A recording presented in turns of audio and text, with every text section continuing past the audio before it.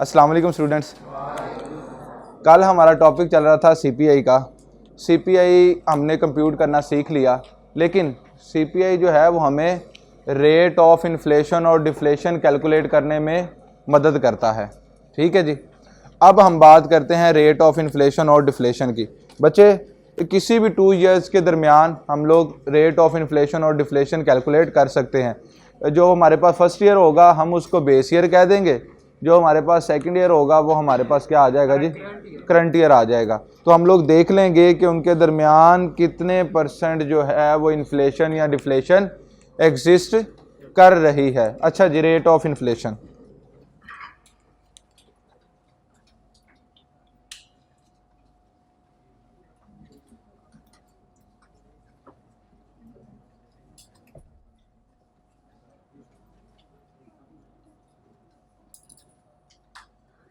जब बेटे rate of inflation पे आने से पहले मैं आपको परसेंटेज चेंज का फार्मूला बताता हूँ।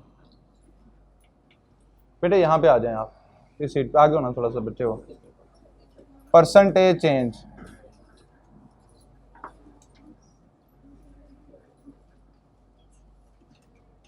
अच्छा जी, परसेंटेज चेंज कब होता है? जब आपके पास, जैसे कि ये देखिएगा, ये मार्कर है, इसकी आपके पास 2 प्राइसेस हैं।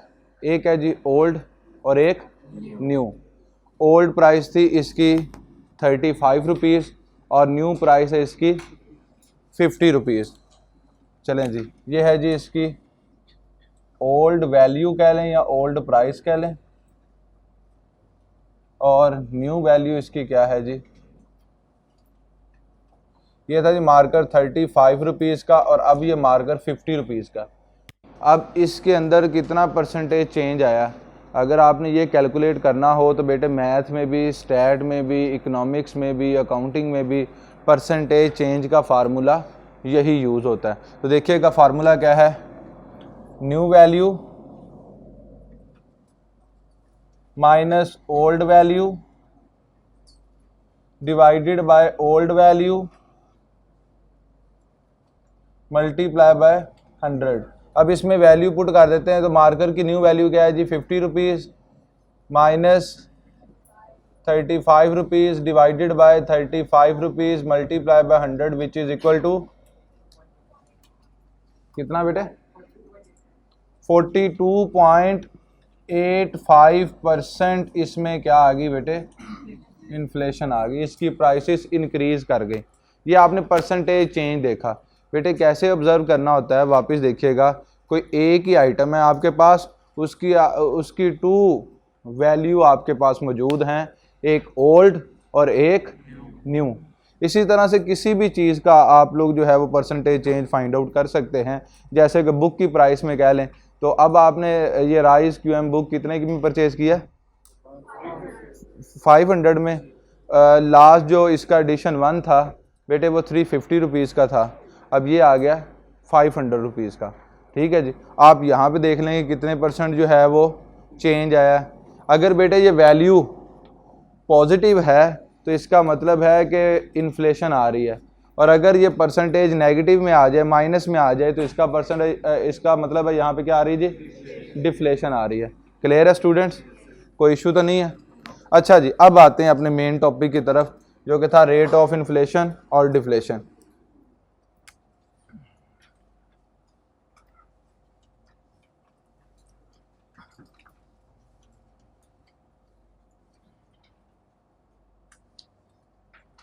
इन CPI percentage change formula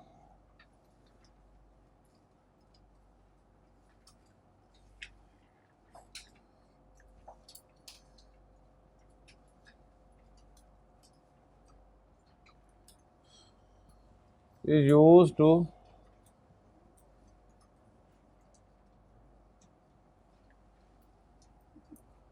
to measure या determine the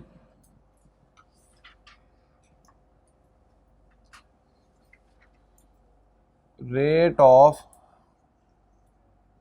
inflation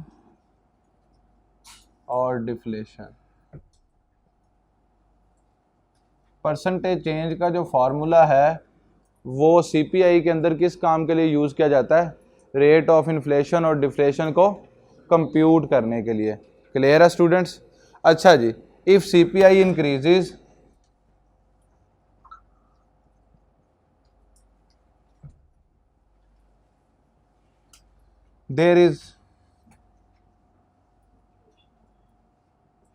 there is an inflation and if CPI decreases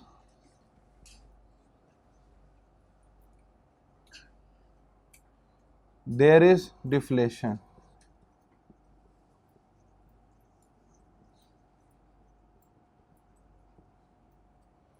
अगर बेटे आपके पास फर्स्ट सीपीआई क्या है जी 110 और सेकंड सीपीआई आ गया 120 तो सीपीआई इंक्रीज कर गया, इसका मतलब यहाँ पे क्या है, इन्फ्लेशन है। और अगर ऐसा होता कि फर्स्ट सीपीआई 110 है और सेकंड सीपीआई 102 है तो यहाँ पे क्या होती, डिफ्लेशन। ये यहाँ पे लिखा हुआ है। ओके जी, यहाँ पे देखिएगा जी, if CPI increases there is an inflation, if CPI decreases there is deflation. Okay, अब यहाँ पे फार्मूले की तरफ आ जाते हैं जी। सीपीआई रेट ऑफ इन्फ्लेशन और डिफ्लेशन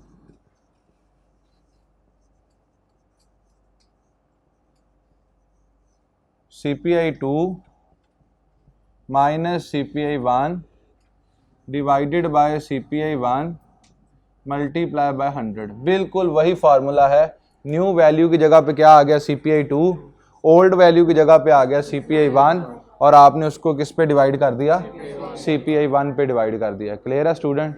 कोई इशू तो नहीं है। अब हम लोग अपनी लास्ट एग्जांपल के साथ ही कंटिन्यू करते हैं। तो वहाँ से हमने CPI कंप्यूट कर लिया था, तो क्या रिजल्ट्स थे जी, यहाँ पे मैं लिखता हूँ।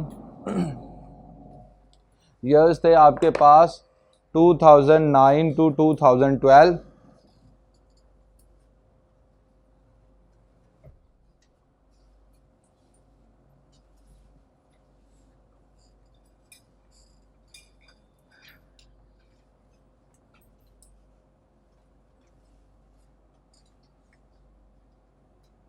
और इनका सीपीआई क्या आया था बच्चे,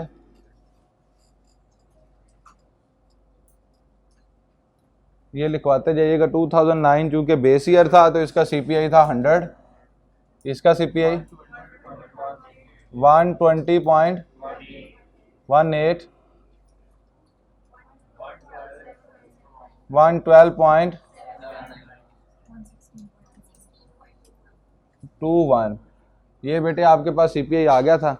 अब यहाँ से आगे हम लोग अपनी वर्किंग स्टार्ट करने लगे हैं, और वो क्या है जी, हमने किसी भी 2 ईयर्स के दरमियान रेट ऑफ इन्फ्लेशन और डिफ्लेशन को स्टडी करना है। अच्छा जी, देखिएगा, हम चाहें तो यहाँ पे कहते हैं जी 2009 से 2012 में चेक कर लें, तो 2009 जो है वो ओल्ड वैल्यू हो जाएगी, 2012 का जो सीपीआई है वो क्या हो जाएगी, न्यू वैल्यू, यानी कि 2012 CPI2 हो जाएगा ये, और 2009 की जो वैल्यू वो क्या हो जाएगी, CPI1।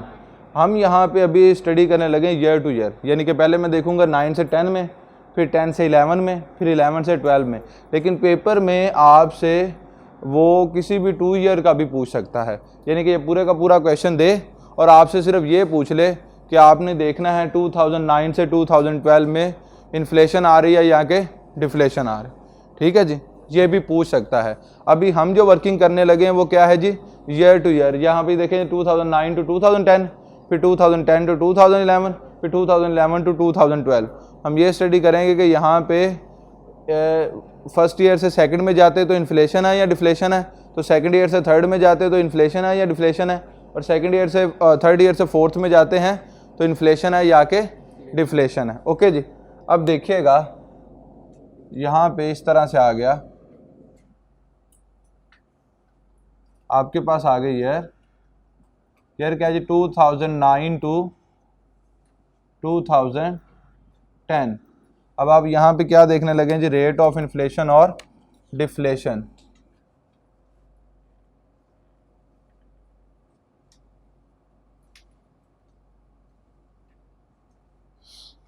अच्छा जी बेटे, यहाँ पे देखिएगा तो आपके पास क्या है, ये आ गया जी CPI1 और ये आ गया CPI2। फार्मूला आपके पास मौजूद है, इसमें वैल्यूज़ पुट कर लें तो आपके पास परसेंटेज के अंदर इन्फ्लेशन और डिफ्लेशन आ जाएगी। अच्छा जी, CPI 2 क्या है जी, 120.18 माइनस CPI 1 क्या है 100 डिवाइडेड बाय CPI 1 क्या है 100 multiply by 100 which is equal to 20.18%। बेटे ये आंसर पॉजिटिव है, अगर ये पॉजिटिव है तो इसका मतलब है 20.18% क्या आ गई जी, इन्फ्लेशन आ गई।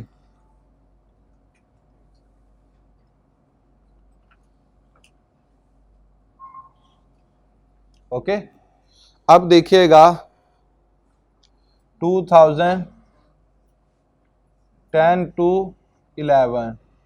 अच्छा बेटे बाकी सब ईयर्स को भूल जाएं, अब आपके पास सिर्फ 2 ईयर्स ही हैं, एक 2010 है और एक 2011 है। ओके जी, अब यहाँ पे देखिएगा ये आ गया 2010, तो ये आ गया आपके पास CPI 1 और ये 2012 है, सॉरी 11, तो ये CPI 2। 2010 CPI 1 और 2011 CPI 2, ये सिर्फ आपके पास क्या है जी, 2 ईयर्स हैं। अब आपने बाकी भूल जाना कि यहाँ पे 2009 भी है और 2012 भी है, हमारे लिए नहीं है इस पॉइंट पे। ओके जी, अब यहाँ पे देखिए क्या आ गया 112.69 CPI 2 minus 120.18 divided by 120.18 multiply by 100, तो बेटे रिजल्ट क्या आया -6.149। ये देखें बेटे, एक तो आप माइनस में लिख दें और एक आप इस माइनस वाली वैल्यू को इस तरह से ब्रैकेट में भी लिख सकते हैं। अकाउंटिंग में, मैथ में, बिजनेस मैथ के अंदर और अकाउंटिंग के अंदर बेटे जब आप ये माइनस के रिजल्ट निकालोगे तो आप क्या कर दोगे, उसको ब्रैकेट के अंदर लिख दोगे। ओके जी, अब यहाँ पे देखें इसका मतलब क्या है कि यहाँ पे क्या आ रही है, डिफ्लेशन, तो ये 6.149% जो है वो क्या है, डिफ्लेशन है। क्लियर है स्टूडेंट्स? अच्छा जी, अब बात करते हैं 2011 से 12 की। ठीक है जी, अच्छा जी, यहाँ पे देखिएगा ये आ गया CPI 1 और ये आ गया CPI 2। क्लियर है जी? अच्छा जी, 2011 टू 2012,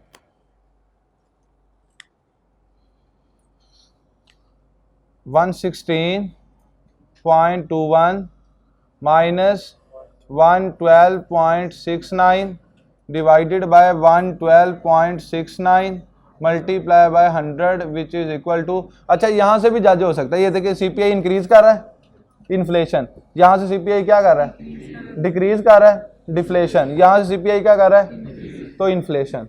ओके, अब बताइएगा क्या रिजल्ट आता है, 3.03%, तो ये यहाँ पे क्या है जी, इन्फ्लेशन है, क्योंकि ये रिजल्ट क्या है जी हमारे पास पॉजिटिव है। ओके, क्लियर है, कोई इशू तो नहीं। जल्दी से बेटे आप मुझे ये इम्पोर्टेंट MCQ में 18 नंबर वाला करके दिखाएं, जल्दी से जी, टाइम ना लगाइएगा, फिर इंशाल्लाह इसके बाद हम लोगों ने GDP को भी स्टडी करना है।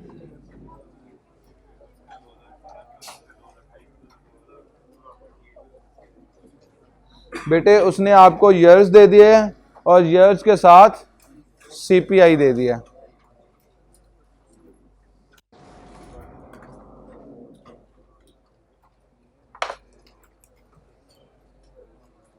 और ये आई कैप का क्वेश्चन है। ठीक है जी, यानी कि जो उसने फाइनल एग्जाम में पूछा हुआ था।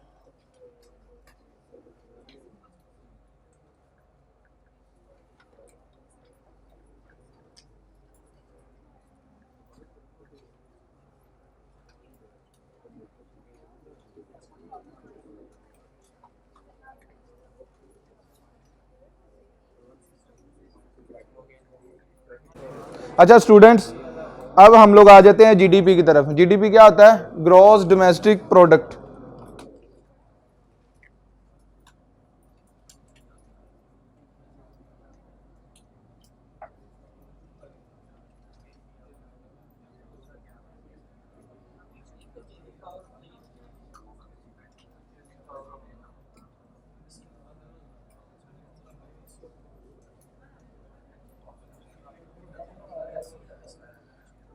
जीडीपी क्या है जी? GDP is a monetary value of all final goods and services within a country in a year.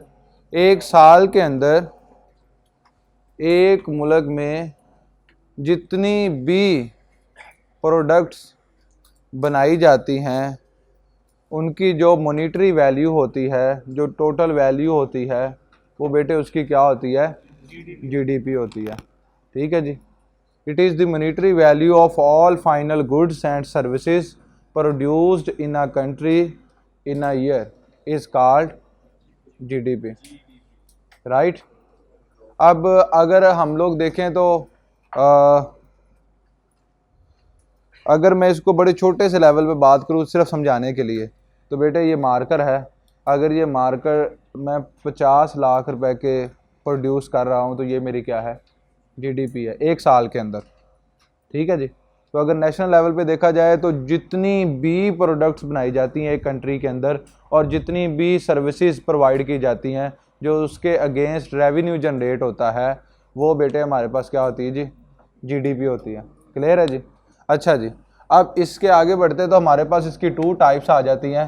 एक आ जाती है जी नॉमिनल जीडीपी,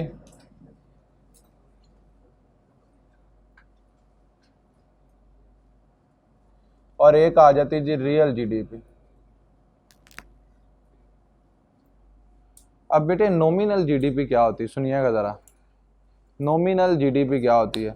नॉमिनल जीडीपी में हम लोग क्या करते हैं? करंट ईयर को, करंट ईयर क्वांटिटी को करंट ईयर प्राइस के साथ ही स्टडी करते हैं। अगर मैं इस मार्कर की बात करूं तो आज ये मार्कर कितने का है? 50 रुपीज़ का। तो इसके अंदर इन्फ्लेशन ऐड हो चुकी है, इसके अंदर इन्फ्लेशन ऐड हो चुकी है ना, क्योंकि लास्ट ईयर अगर मैं बात करूं ये मार्कर 35 रुपीज़ का था और आज ये मार्कर कितने रुपए का है? 50 का। आज की quantity, current year quantity current year price के साथ स्टडी की जाए तो वो बेटे हमारे पास क्या होती है? Nominal GDP. तो नॉमिनल जीडीपी हमारे पास इस तरह से आएगी, देखिएगा, समीशन क्यू एन या पी एन क्यू एन, इस तरह लिख लें या क्यू एन पी एन लिख लें। ओके। तो आपके पास क्या है जी? करंट ईयर क्वांटिटी को आप करंट ईयर प्राइस के साथ स्टडी कर रहे हैं, तो जो उसका एग्रीगेट होगा, जो उसका टोटल होगा, वो आपके पास क्या बन जाएगी? Nominal GDP. और यहाँ पे आप कह सकते हैं कि ये विद इफेक्ट ऑफ इन्फ्लेशन है, इसमें इन्फ्लेशन ऐड है, विद इफेक्ट ऑफ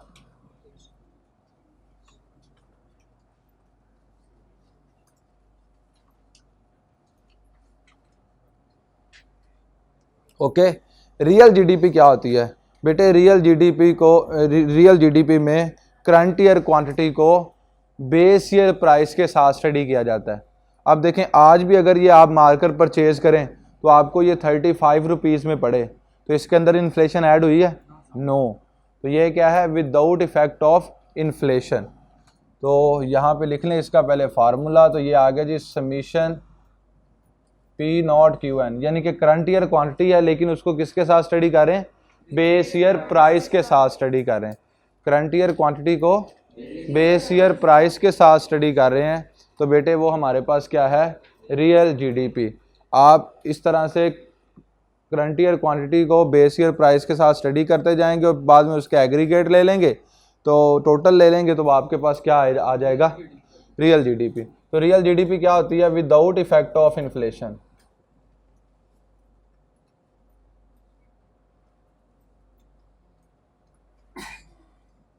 याद रहेगा? अच्छा जी, हम एक डाटा ले लेते हैं और उससे ये दोनों पॉइंट समझने की कोशिश करते हैं। तो बेटे ये एग्जांपल मुझे लिखवाइएगा, यहाँ पे आपके पास मौजूद है, जिसमें ये कमोडिटी है एग्स, मिल्क और ब्रेड, और इसमें हमें 2 ईयर्स दिए गए हैं, 2019 और 2020। 2019 की क्वांटिटी और प्राइस भी दी गई है और 2020 की क्वांटिटी और प्राइस भी दी गई है। तो ज़रा डाटा लिखवाइएगा।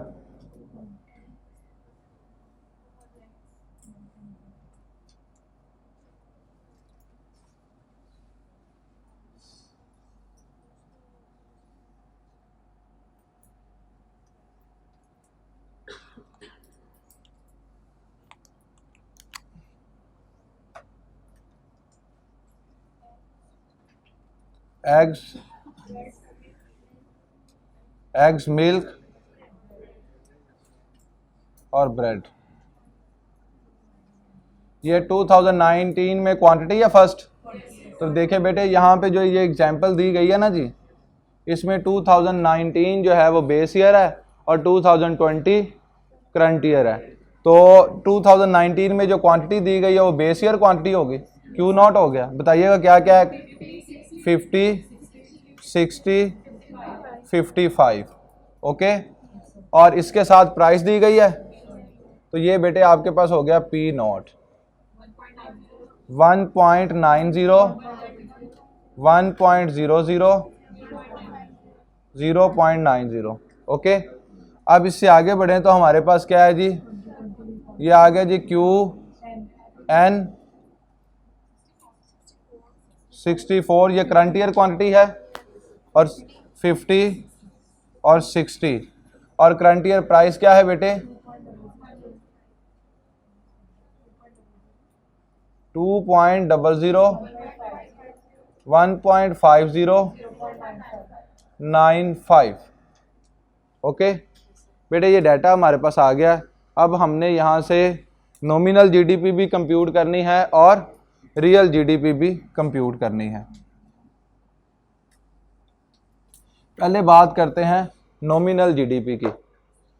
तो नॉमिनल जीडीपी के लिए एक कॉलम कंस्ट्रक्ट करते हैं और उसमें क्या आ जाएगा, मैंने अभी आपको बताया था बेटे कि नॉमिनल जीडीपी में करंट ईयर क्वांटिटी को करंट ईयर प्राइस के साथ ही स्टडी किया जाता है।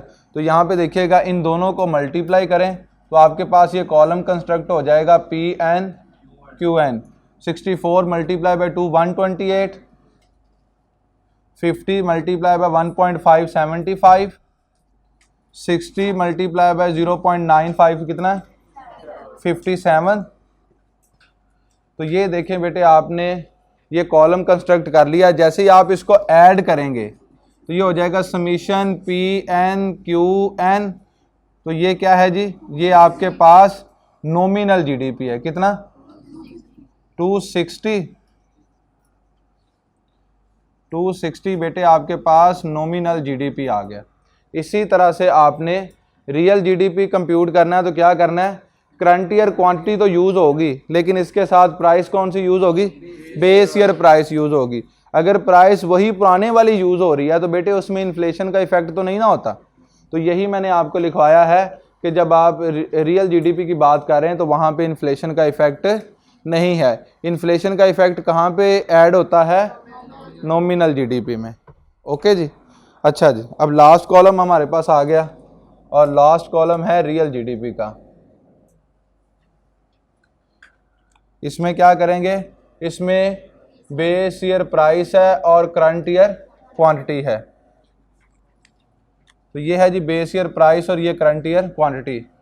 P nought multiply by Q N 1.90 multiply by 64 तो क्या आ गया बेटे 121.6।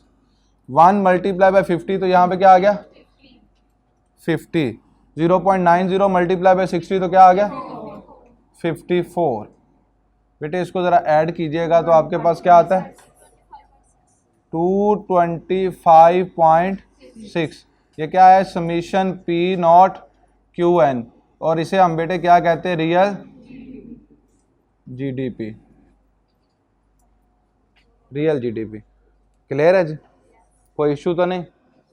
अब यहाँ पे देखें जी नॉमिनल जीडीपी आपको कैलकुलेट करना आ गया, मुश्किल तो नहीं है। अगर आपको ये इतना डाटा प्रोवाइड कर दिया जाए तो नॉमिनल जीडीपी आप कैलकुलेट कर सकते हैं। किस तरह से जी, करंट ईयर क्वांटिटी को करंट ईयर प्राइस के साथ ही हम लोग स्टडी करेंगे, राइट।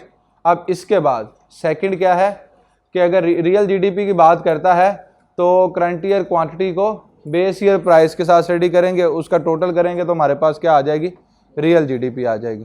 क्लियर स्टूडेंट्स, कोई इशू तो नहीं, पक्की बात है। वापिस सोच लें ज़रा एक दफ़ा, ओके है ये सीपीआई भी ओके, सीपीआई के साथ रेट ऑफ इन्फ्लेशन और डिफ्लेशन भी ओके। चलें जी, लास्ट पॉइंट है जी हमारे पास जीडीपी डिफ्लेटर। जीडीपी डिफ्लेटर जो है वो ये नॉमिनल जीडीपी और रियल जीडीपी के साथ कंप्यूट किया जाता है। तो देखिएगा यहाँ पे हमारे पास जीडीपी डिफ्लेटर क्या आ रहा है,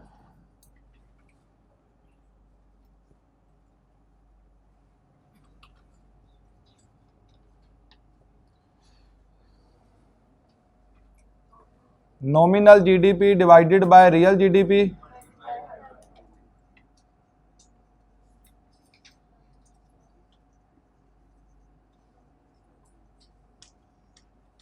मल्टीप्लाई बाय 100। तो बेटे यहाँ से हमें पता चलेगा कि कितने परसेंट जो है इन्फ्लेशन यहाँ पे ऐड हो रही थी। तो आप कंप्यूट कीजिएगा। नॉमिनल जीडीपी आपके पास क्या है 260 डिवाइडेड बाय 225.6 मल्टीप्लाई बाय 100। तो क्या रिजल्ट आया जी 115.24। तो यहाँ से पता ये इसको जब हमने राउंड किया तो 115 ही रह गया। तो 115 में कितने परसेंट इन्फ्लेशन है जी 15% इन्फ्लेशन है। ठीक है, ये हमने किस से जज किया नॉमिनल जीडीपी से और रियल जीडीपी से। ठीक है जी, रियल जीडीपी में इन्फ्लेशन इफेक्ट नहीं होता, नॉमिनल जीडीपी में होता है। तो हमने रियल जीडीपी के साथ इसको जब स्टडी किया तो हमारे पास यहाँ पे रिज़ल्ट आ गया कि 15% यहाँ पे इन्फ्लेशन ऐड हुई थी। क्लियर है स्टूडेंट्स, हमारा जो है वो चैप्टर नंबर 9 कंप्लीट हो गया। आज का लेक्चर यहीं तक था। अल्लाह हाफिज़।